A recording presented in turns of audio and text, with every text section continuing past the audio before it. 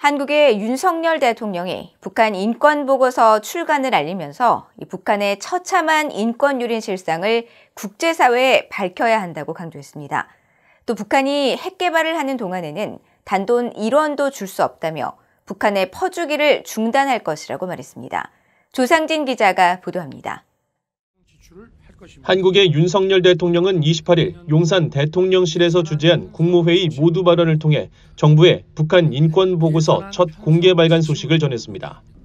윤 대통령은 야당인 더불어민주당의 반대로 제정된 지 7년이나 된 북한 인권법의 시행이 미뤄지고 있는 데 대해 북한 인권법의 실질적인 이행 필요성을 강조했습니다.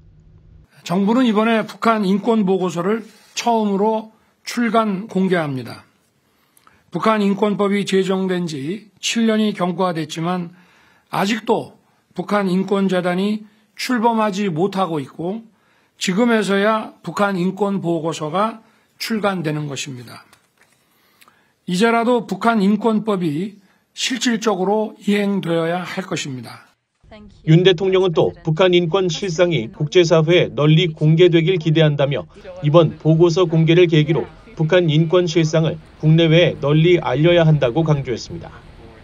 북한 주민의 처참한 인권 유린의 실상이 국제사회에 낱낱이 드러나야 합니다.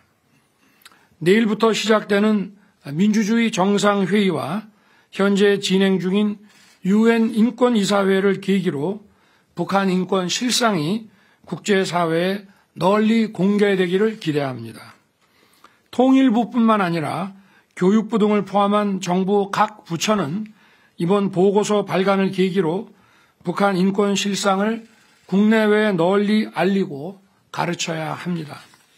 윤 대통령은 이날 국무회의에서 북한의 인권과 정치, 경제, 사회적 실상 등을 여러 루트를 통해 국내외에 알리는 것이 안보와 통일의 핵심 로드맵이라는 점을 거듭 강조했다고 대통령실의 이도운 대변인이 전했습니다.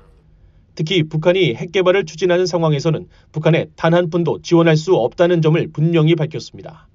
대통령은 이어 통일부는 앞으로 북한 퍼주기는 중단하고 북한이 핵 개발을 추진하는 상황에서는 단돈 1원도 줄 수 없다는 것을 확실히 하라고 지시했습니다. 대통령실은 다만 인도주의적 지원에 대해서는 정치, 군사적 고려 없이 일관되게 추진한다는 원칙은 변하지 않았다고 강조했습니다.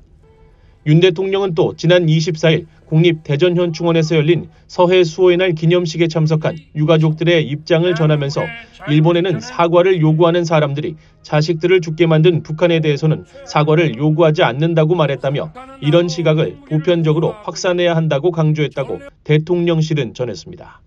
VOA 뉴스 조상진입니다.